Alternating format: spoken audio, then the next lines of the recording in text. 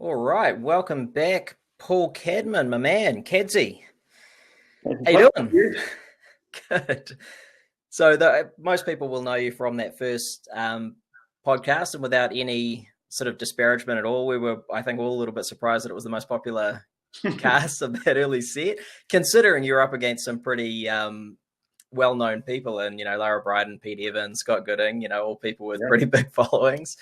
But I think it goes to show, also obviously Dan Plu's podcast was super popular. And I think it goes to show the interest that people now have in all these sorts of areas of performance hacking, biohacking, mixed fueling, the things that both you and Dan are into. And last time we obviously spoke a lot about that experimentation and those fun and interesting things you were doing. So what have you been up to since we last spoke? Well, mate, I decided that I should probably do a couple of races. So I put my name down for an aqua bike in Napier, which was about a month ago now. So 2K swim, 95K ride. And a couple of weeks ago, myself and Josh Ferry, who I coach, did Brecker, which is a swim run event, which was really different, quite challenging, long day. So we took 7 hours, a lot of rock hopping, a lot of swimming. It's not your usual race. It's more definitely in the adventure racing sector, I would say, instead of the usual half Ironman type racing for a lot of endurance guys. But I tell you what, I went into it shit scared. But I really enjoyed the day. And I think a lot of that was to do with the mindset that I took into it. And I think we talk about that a little bit today because, it was another good learning for me in terms of how mindset can really impact performance on the day. But from a biohacking experimenting point of view,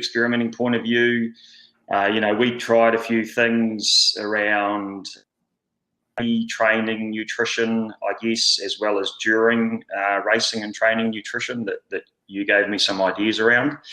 So look, I'm really keen to have a quick chat today about MCT, superstarch, cordyceps, and how I use those with some guidance from yourself. Collagen has been a really interesting one for me over the last probably 3 or 4 months. I've done a little bit of running again with a bit of a buggered hip. So I was quite keen to experiment with collagen from a first-hand perspective and see how that went for me. I also thought that I would strip out a lot of the meat and dairy from my diet for a period of time. So we can talk about that as well. Probably went pescatarian, I suppose. Not a lot of fish though, but definitely very, very light on the meat side of things and dairy. So that was another interesting little experiment for me. And I think, look, if we delve into the Brecker side of things as well, there's definitely some learnings there for me in terms of metabolic efficiency and how that can help you to perform on the day, because Brecker being 7 hours for us with very few aid stations fueling during that event was pretty interesting, it's fair to say. So I definitely took some learnings out of that, which was super cool, really enjoyable as well, actually, and a nice little different challenge. So you said you were shit scared. Was that because you hadn't been doing the same volume of training that you'd previously done for events like this? Because Spring Chicken, I mean, you've done plenty of endurance events. Been around a little while, mate. It's really funny. I had to look back over my training for the Brecker event, especially because I knew it was going to be a long day. My biggest week of training in terms of volume was 6.5 hours, which is not a lot for a 7-hour race. So there's a learning in there in terms of how you use that available time to structure your training for events like that, because you can still get through them. You've just got to think a little bit more about how you use the time. So I mean, that was definitely a really interesting process for me, I suppose, and that's another piece of the puzzle in terms of how you perform come race day, right? Because If you focus on the process and you don't focus on the outcome, then the chances of success are magnified greatly, as opposed to really just becoming fixated on trying to hit a time on the day. Yeah. So that's a really interesting topic, I think. I've been thinking about that a lot lately, getting back into working with a lot more athletes. Obviously, different kind of athlete to what you're working with. I'm working with strength and power, fighters, MMA guys, boxers. But I've been really grappling with the topic of how much we need to train, or how much we should train, because there's massive variability. You have some guys who, what was the old story? I think it was Roberto Duran, or one of those great welterweights of all time, was apparently towards the end of his career doing like 3 20-minute sessions a week or something. Yeah. Is that optimal? Probably not. But you compare that to a lot of the top guys who are maybe doing 4 hours a day or more in the gym. Yeah. And I just wonder, what is that magic number? Or do you think it just differs so much between individuals, and obviously it differs between sports and disciplines? Where are you at with that, with available time? Oh, look, I mean, I've been thinking about this quite a bit recently. I'm doing a lot of planning for the guys that I coach for their race season next year. And a couple of questions I'm really honing in on with them is, what do you actually want to achieve? What do you want to get out of this? Why are you doing what you're doing? If it's to be healthy and fit and to look after the body and, kind of play a role in helping you to get to 80 and be able to play with the grandkids and stuff like that, that's cool. Be true to that. If you're someone who wants to go fast, then, you're probably going to have to do things a little bit differently. And then secondly, how much of your time do you actually want to give to this? And be realistic with it. If you think you've got 15 hours a week to train and you want to use that time to train, then cool. But, I think probably with that amount of time in a week, you should be going pretty fast. If you just want to be fit, just figure out how much time you want to give, because there's other commitments as well. You got to work, you got to sleep, you got to play with the kids, all these sorts of things.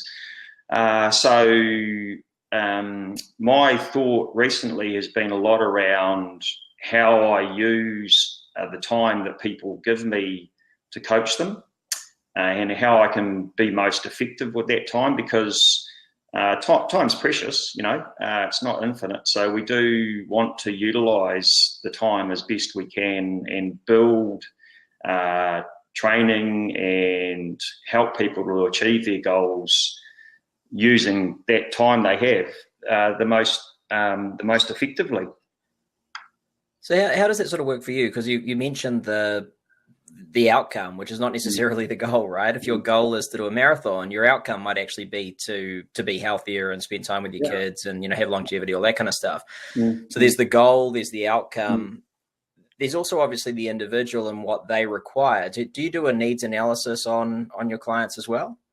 Yeah, I think from a really understanding the drivers. I mean, I talk a lot to the guys around understanding your values as well, and what intrinsically motivates you. And as soon as you start to understand those factors, you probably become more engaged with why you're actually doing what you're doing. If family's a massive core value of yours and you want to be around for your family, then actually stay true to that.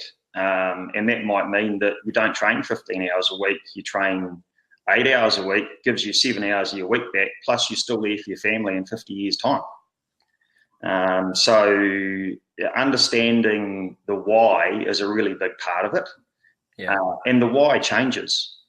Yeah. Like I'm coaching early, mid-20 year old guys, and their why is they want to go fast and they want to go to world champs. That's just part of where they're at in their life. Equally, I'm coaching mid-40 year old guys who just want to be fit and healthy and be around for the family. They've come from a past where their health hasn't been great. they're using endurance sport as a vehicle to get themselves out there, improve their well-being, and make sure that they're actually around in 30 or 40 years' time so they can enjoy the grandkids and stuff like that. So, yeah, from a needs analysis point of view, a lot of people are quite different. So you do need to understand that. So you customize obviously a lot, right? It's not just all about best practice and that's what works for everybody. Yeah, no, that's right. I think, we all do our research and we all like to read the latest findings and try and incorporate those into how we interact from a coaching point of view. But to your point, what works for you ain't necessarily going to work for me. So, and that can take time to really understand what makes someone tick and which buttons to press at an individual level to keep those engagement levels up from an exercise point of view, especially, and from a nutrition standpoint. So if you think about what people put into their bodies on a daily basis and how that impacts what their life looks like or could impact what their life looks like in 30 years' time, it's massive, right? Yeah, definitely. But you've got to join the dots for people, and it's how you join the dots that can be sometimes provide the biggest challenge from a coaching perspective. Do you think that there are a lot of athletes out there who probably train too much, or do you think that's a bit of a myth? Oh, look, I reflect on the amount of training that I used to do. And I used to do probably a fair amount. Short answer is, I think most people, or a lot of athletes out there, are still of the opinion that more is better. I don't necessarily buy into that at all. You can make really good use of quite a small amount of time and achieve some really cool stuff from an exercise and well-being / racing perspective. If you've got 10 hours in the week, it's enough time.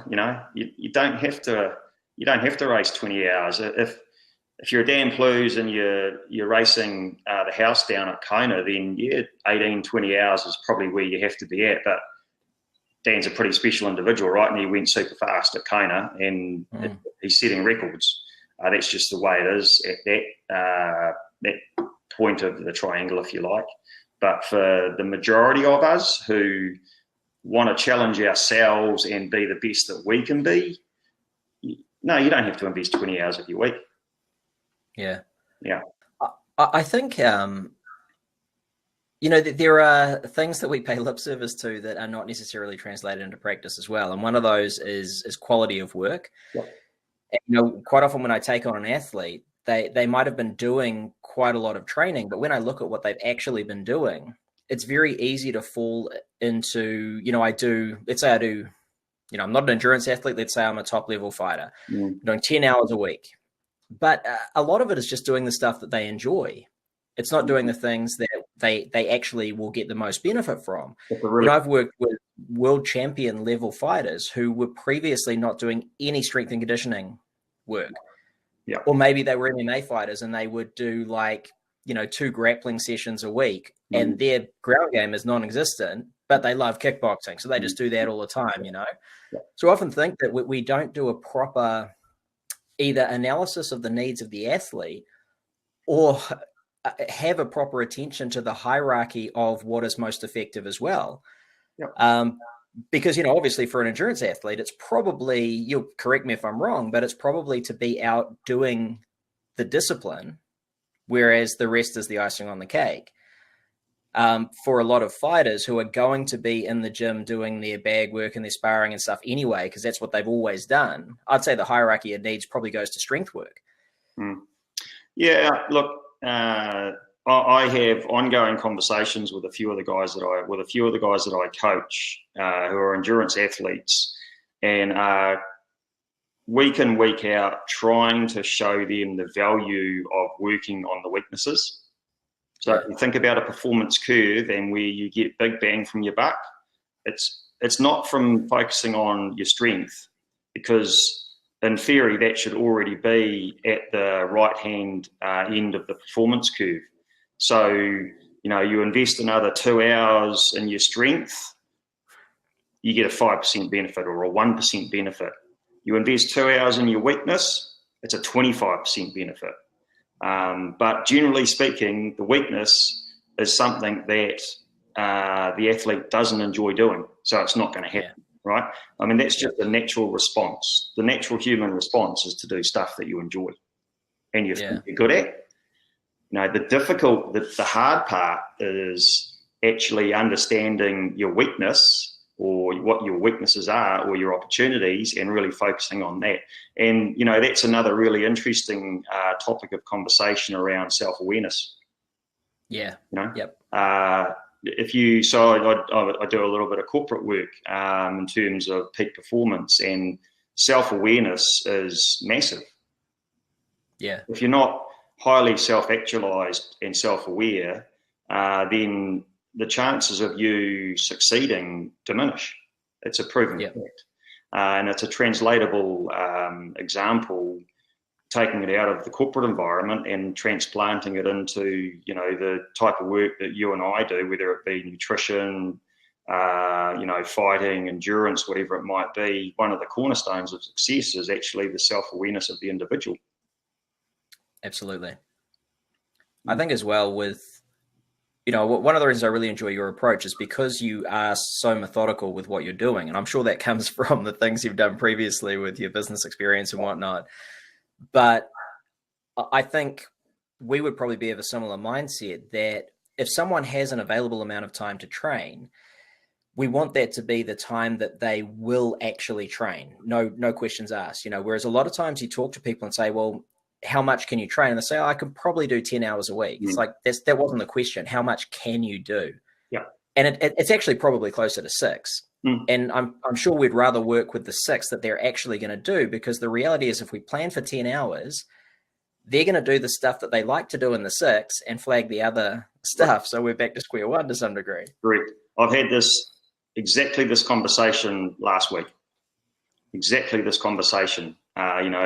Went through planning, identified and talked about goals, why you're doing what you're doing, intrinsic motivators, value sets, self-awareness, and, look, let's talk about how much time you want to give to this. Answer is X, reality is Y. Yeah. And to your point, exactly the same process happened. Went away, built some plans to X time. Reality was Y. So I've had to go back and sort of unbundle everything and think about how we use Y and not X, other way around.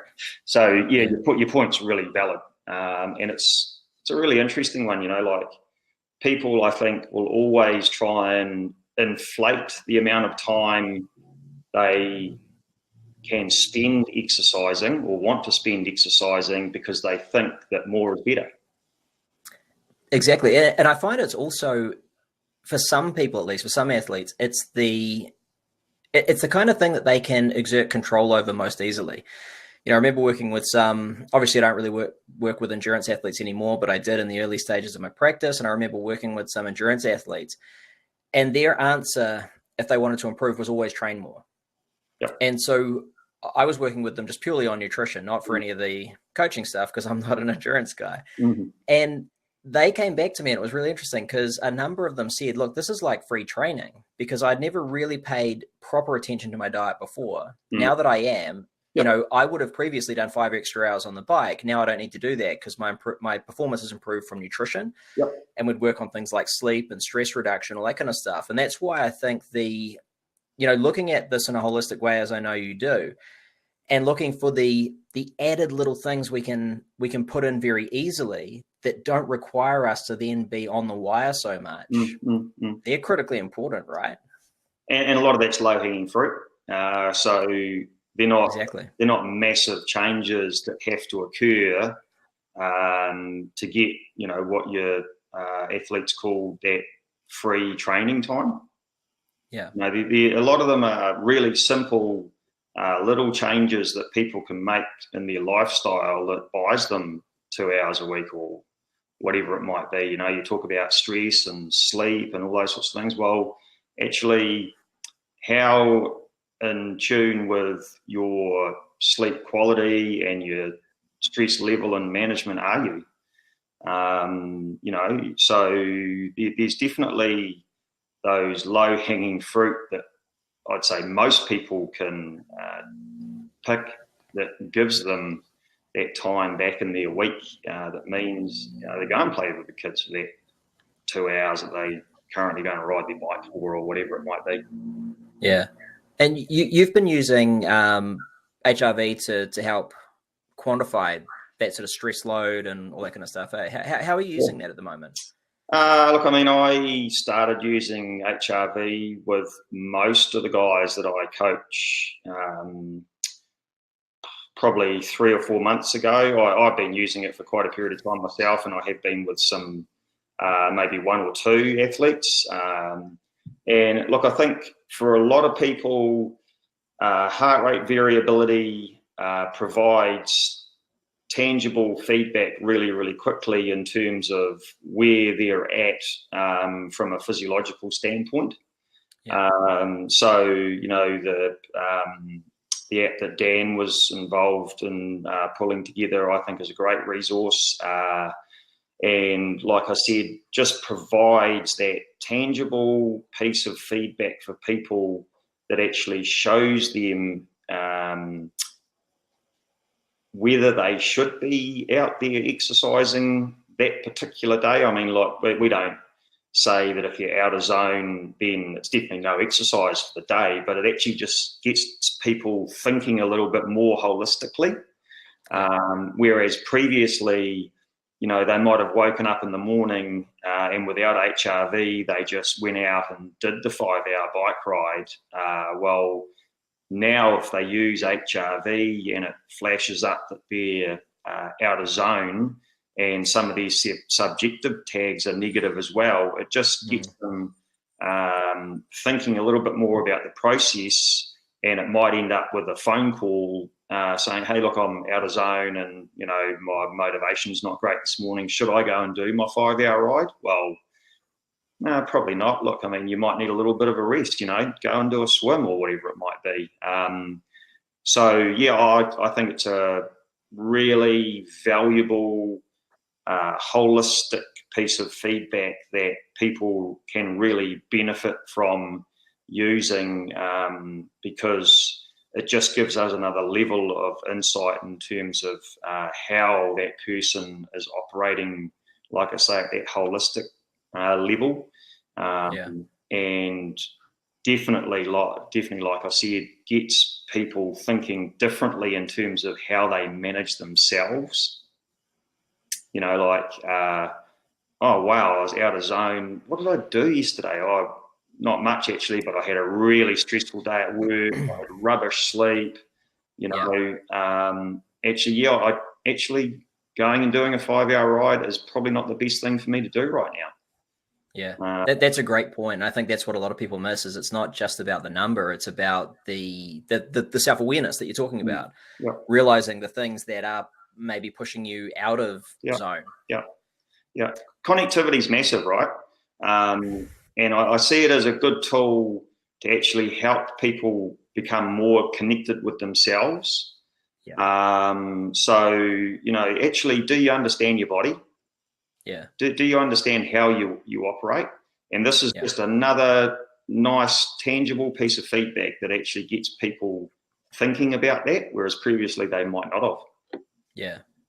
I think as well, for me, the main benefit, because I'm working with quite a different class of athlete to you, is helping to find that individualized level of volume for a given athlete. Because if I'm working with someone who's at the very top level, world champion, their training volume is probably different to the guy they're fighting or whatever, because they're all different physiologically. And it can be a bit of a minefield to figure out how much we're going to plan in terms of strength versus conditioning versus straight cardio versus, skills work. And I think it's a nice thing as a coach to have sitting there in the background that, we're probably on track, rather than we've smashed this dude for a week and now he's just tanking. Oh, look, I worked with a good friend of mine last year, leading up to Coast, and we used HRV to monitor his training load and response because we had him using MitoQ as well, which we might talk a little bit about if we have time. But it was amazing. Like he wanted to go fast at Coast, so we were logging some pretty big sessions, and he was doing a lot of volume and some quite high intensity work as well, because he was bike racing. His HRV was very rarely out of zone, very rarely. So it just showed how much he could handle in terms of stress.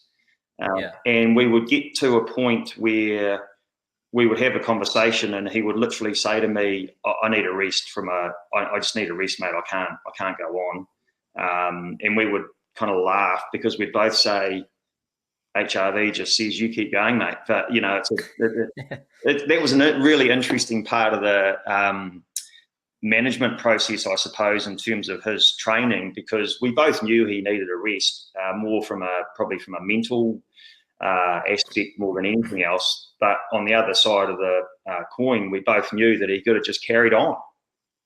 Yeah, and I've talked about this with you before, actually, but I talked about it with Dan as well. Yeah, that weird place you can be in as an athlete, where there are times when, despite the fact that you feel like crap, you should probably push through because you have to, right? And you've got to learn how to overcome that. Right. You've got to learn resilience and whatnot. There's other times when you should probably back off. And I think having that extra measure can tell you that, well, I feel a bit shit today, but I'm still going to get in and give it a good go. Yep. Or, you know what, I'm legitimately exhausted and I'm going to do an active recovery session today. Yeah. It was a super interesting process. Yeah. And it just showed you how much the body can absorb sometimes. So do you use HRV as a day-to-day sort of acute loading thing, or is it more to take care of their chronic volume? Because Dan was saying that obviously till now it's mostly been more chronic because people didn't think it necessarily had acute application. But from what he mentioned, there's been a study now showing that acute changes based on HRV is actually very effective too. Yeah, I think it kind of, for me, part of the answer is who you actually use it with and how they respond. So if you're highly in tune with your body and you're highly self-aware, then I think the application would be slightly different versus someone who had very little connectivity with their body and their self-awareness was quite low. I think, the tool itself has various applications in different environments. So, yeah, I'd probably, to answer the question, I think, I would use it differently in different situations for different people. Yeah, I think ultimately, it's a great tool in understanding what sort of acute load people can soak up and how far you can load them up. Absolutely. What I do like about it is it provides a lot of insight that you can cut and utilize different ways to help build that kind of optimal load, I guess, probably, and it allows you to dig into that and flex things as you might not necessarily have been able to do previously because you didn't have the insight. Yeah. That's interesting. So you mentioned before that you had this guy you're working with on MitoQ. Yeah. You've been using that as well yourself, right? Yeah. Yeah. Tell us a little bit about that and what it is. Oh, look, so MitoQ, I mean, I guess the high level view of it would be we've got some scientists down in Otago who've managed to build this supplement that the molecule size is was obviously small enough to get inside the membrane of the mitochondria. It's an antioxidant. Mitochondrial health, we know, declines once you start to get to 30 odd. I mean, because it's a form of CoQ10, right? Yeah, absolutely. So what it's doing is it's delivering the good stuff to where it needs to go in a lay sense. Whereas a lot of the other supplements that may be touted to have the same impact, 10% of the volume of that supplement gets to where it needs to go. The difference being in this instance, it's 90% as an example. It seems to be coming back. I know I've heard a lot of, particularly endurance athletes, or athletes who require a large training volume, CrossFitters, multi-discipline athletes, people like that. Yeah. It seems to be really coming back in terms of people talking about it, because I know a while back people were talking about CoQ10 a lot, and then it kind of dropped away. Right. It seems like a lot of people are using it to boost their resilience and their work capacity. Is that what you've seen? Yeah, with definitely. It? Yeah. 100%. So for me, this isn't a race day supplement. It's something that you can take as an aging athlete that's going to help you recover quicker from the training load. That's me. That's all of us over 30, mate. Yeah. Look, I mean, there's 180, I think, studies that have been published around MitoQ, but that's specifically around disease. Around MitoQ specifically? Yeah. Wow. Because I know there's a lot more on CoQ10. I did a research review just about a month ago, and I think there had been 30 systematic reviews published in the last decade on coenzyme Q10, right? Okay. So you can imagine the amount of studies that went into basically 30 systematic reviews for different outcomes. Yeah.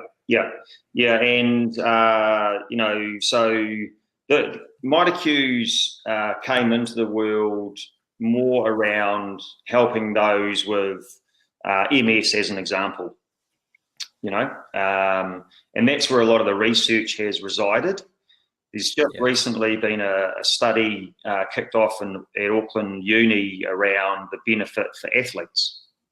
So, I mean, I am convinced that there's definite benefit there from a recovery point of view for those of us that are over 30 that get out and exercise regularly, as well as all the other spin-off benefits. But if we go back to my mate who did Coast, like he's past 30.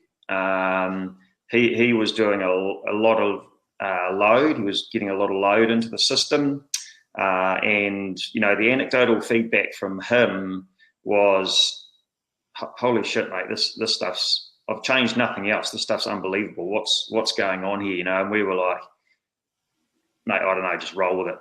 Let's just see where this goes." And I had the same experience. I wasn't training nearly as much as he was, but definitely from a recovery point of view, when I married it up with my heart rate variability, very infrequently was I out of my zone when I was training.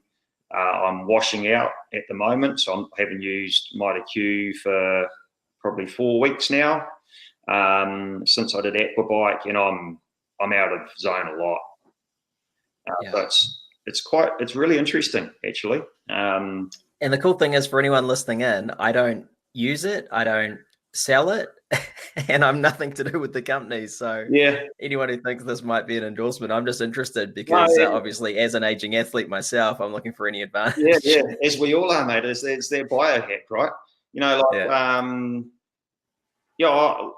work with the guys at MitoQ because I actually see the benefit in the product. And I'm not someone who gets excited about this sort of stuff too easily.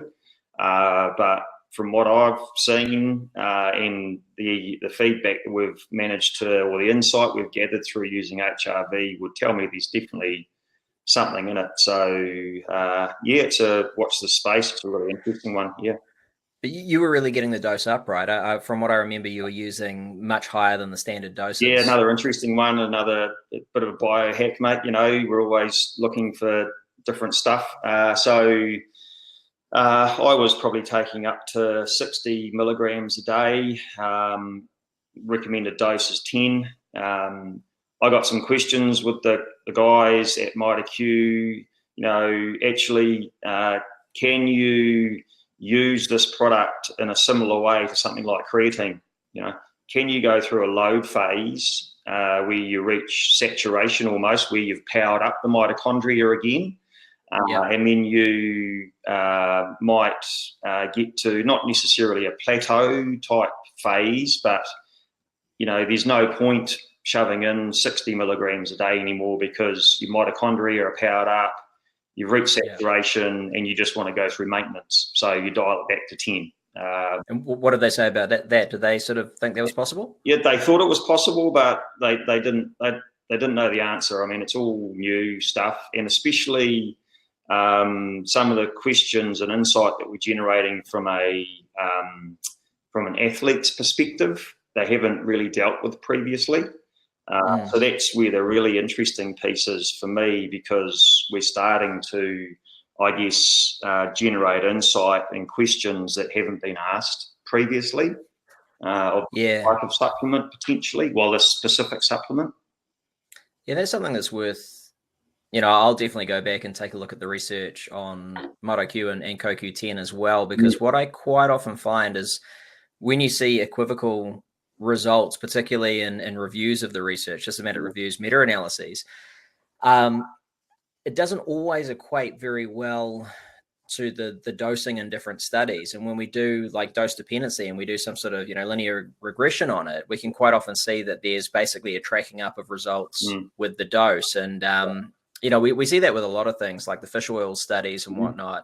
Seems to be that those where people taking higher doses got better results, but on balance, you know, there was a pretty small effect size. That's because a lot of the studies were underpowered in terms of the dosage. So I wonder whether something like that's happening with this. But what I certainly know is that most people that I know who are using CoQ10 in any form are really jacking the dose up. Yeah.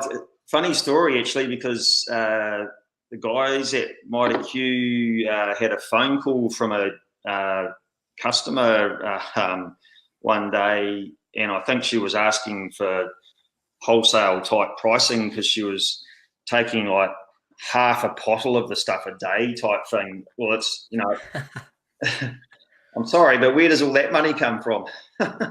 It's crazy. Yeah. But it's, hey, when people find something that works, they'll allocate a lot of dough to it. Yeah, I know. Yeah. It's interesting, isn't it? It's really like we see that with you know, exogenous ketones, which I know you've used as well. Yeah. They're not a cheap supplement. No. The price is coming down, but they're not a cheap supplement. But you know, myself included, I've got to the point now where I'm probably taking exogenous ketones every day. Right. And it's purely because I'm, you know, I mentioned to you off air that I'm just working a lot on development and content behind the scenes and things like that. Sitting in front of a computer for, you know, 10 to 14 hours a day, just creating content, my brain gets fried. Right. And I know that caffeine with ketones, the combination, and the other stuff like lion's mane, cordyceps, it basically keeps me on. And I couldn't do it for good because I think I'd burn out. But for now, it's what's keeping things happening with my brain. Yeah, well, mate, I think that's a really good segue into, you know, that little experiment that you pulled together in terms of stuff I put into my body before some training sessions. You know, like some of the sessions that I was doing prior to aquabike and things like that, like I wasn't on the wind trainer for 3 hours. I was on there for an hour and a half, you know, hour and 3/4. There was a reasonable amount of intensity in there. But when we sort of put together cordyceps, MCT, oil, which was, you know, I myself wanted to go down the path of C6 more than anything else if I could in terms of the MCT. And you can talk about that for a few minutes and possibly why. And collagen, like that for me, my cognitive function was definitely enhanced, and I no problem at all could get through a pretty intense hour and 3/4 of exercise in a fasted state when I was putting this little concoction together. And I had no problem at all really concentrating and maintaining that concentration over a longer period of time. So from a little biohack perspective, that one for me was really interesting. Like, I hadn't used cordyceps before, and I think they definitely provided some benefit in that sort of endurance and cognitive function space. Yeah, I think cordyceps begs for a lot more research, because what has been done thus far shows it's got a pretty pronounced effect on aerobic and anaerobic capacity. But, most of that's done in aging athletes. It's, research that's come out of China and whatnot. And I think we certainly need more. But our clinical experience is that cordyceps just gives you a kick in the butt. I mean, from what I've seen and experienced, people tend to have a much lower rate of perceived exertion. And their resilience, their work threshold seems to be higher. As compared to, say, lion's mane, which reduces RPE as well, but doesn't seem to have the same effect on threshold. It's more just because you're more focused and on cognitively. With technical skills, you're obviously a bit better. And look, I mean, that was really one of the super interesting things for me going into that little aqua bike in Napier. Like, I hadn't been doing a lot of training before that race. Somehow managed to a spot on the podium. Look, it wasn't a massive race, but still managed to get some decent output there. And where'd you come in? I got third, but there you go. Nice work. So it was a bit of fun. I used cordyceps and superstarch during the race. Interesting. So I used my fueling during that race was I put a sachet of superstarch in a bottle. And I had a tablespoon of life cycle cordyceps in there. And then I also had, I used the Cliff blocks that had caffeine in them. So there was an element of caffeine in there as well. And I'm just looking at the packet now. So there's cups. So I had 50, 75, I had 125 grams of carbohydrate over the space of 3 hours of racing.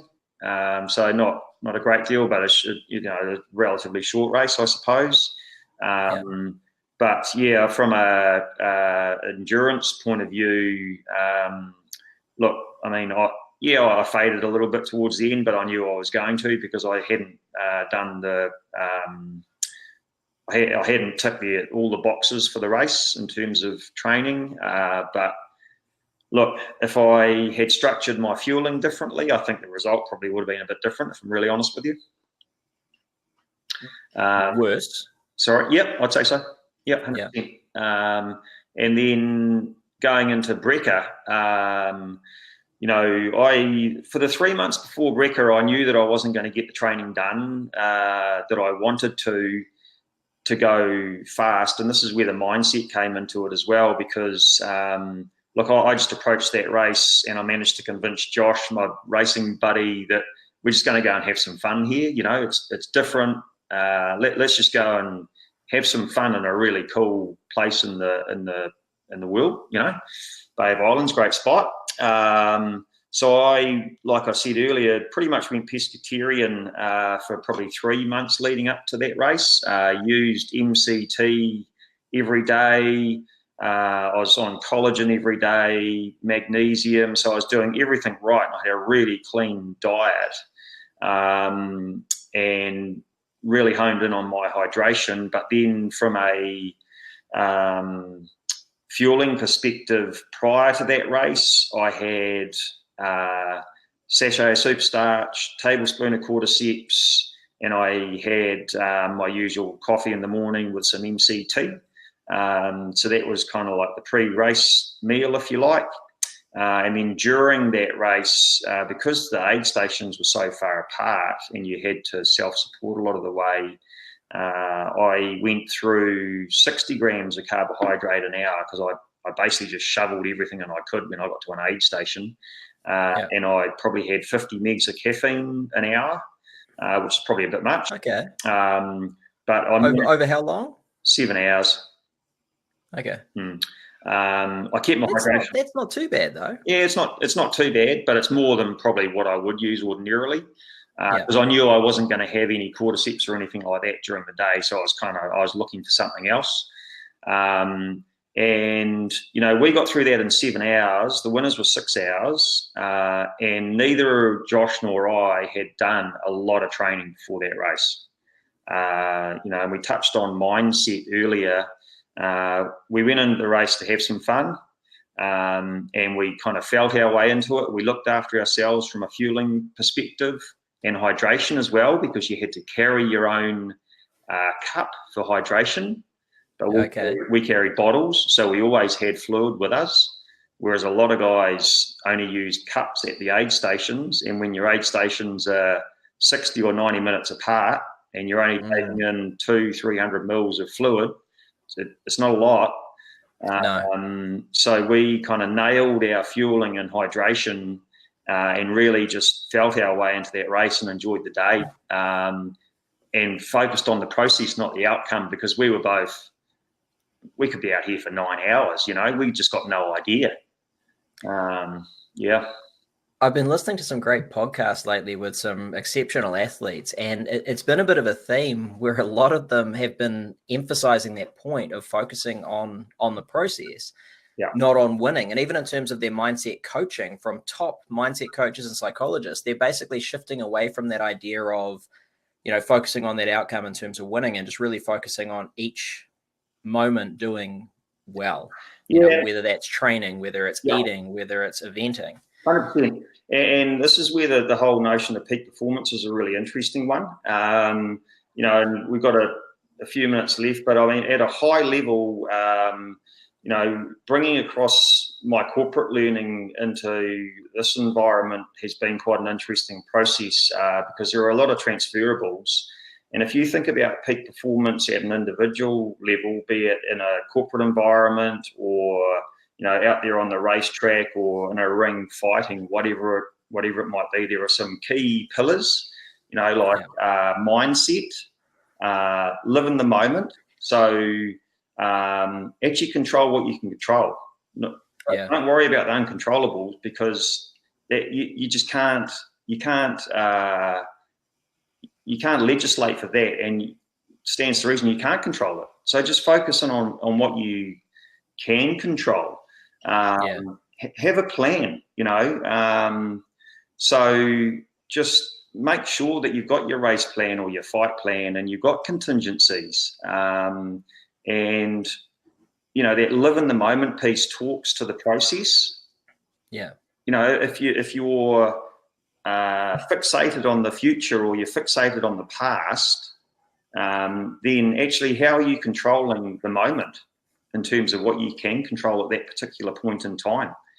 I think, now it's becoming a more common theme of coaching conversations, just in terms of helping people to understand that if they live in the moment and focus on the process and use the time they have available, then the result will just take care of itself. I think that's obviously so much more conducive to actually turning up to the day prepared as well. I think a lot of people focus on what's my mindset preparation for the event, but they're missing training sessions and all that kind of stuff.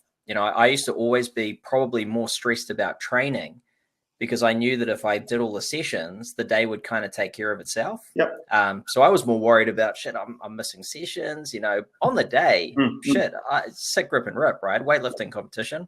That's all you do. The main stress you have on competition day, I think, is when you haven't done the prep.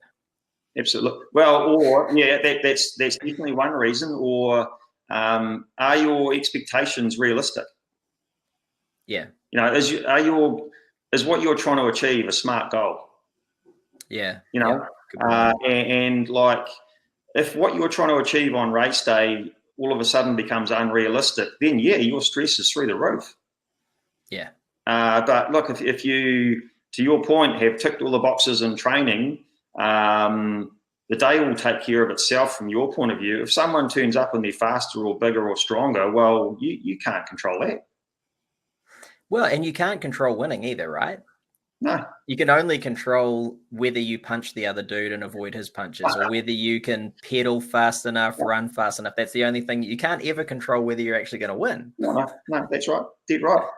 Exactly. Yeah. You know, so yeah, the mindset piece is it's definitely I think talked about more now at sort of at my level of the coaching environment than it has been previously, and so it should be. You know, it plays a massive role, not only in people's exercise but in their nutrition, their home life, you know, their work life.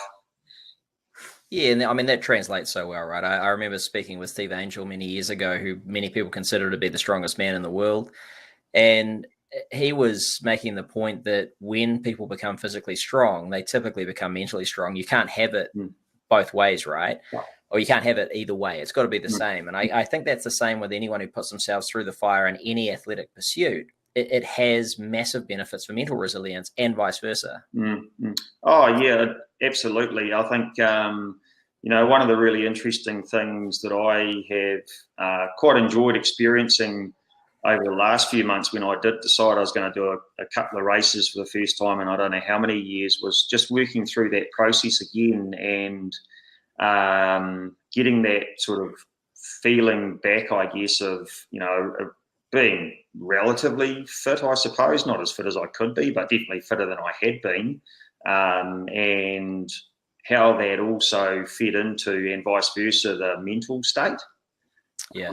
You know, I know from experience in the past, I'm the sort of person that needs to be relatively active to be in a decent mental state, but actually working through that process again for 3 or 4 months with a goal in mind, and how it did tune up the body and the mind with the regular exercise piece, actually, you know, tidying the diet up and putting good stuff into the body at the right time and the right sort of volumes in terms of macronutrients and micronutrients and you know, to getting some experimenting done along the way kind of reinvigorated me a little bit, I guess, probably in terms of what a little bit of focus can do.